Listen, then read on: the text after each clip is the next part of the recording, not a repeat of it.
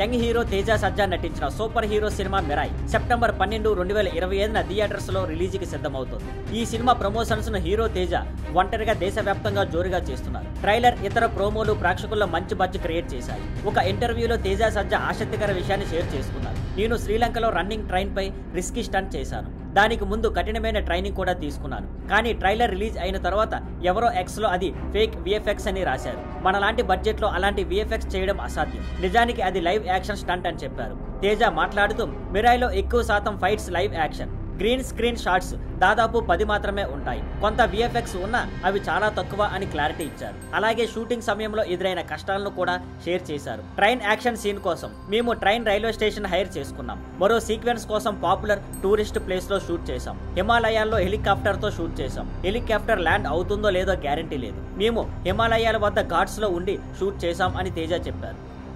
Thank you for watching. Please like, share and subscribe.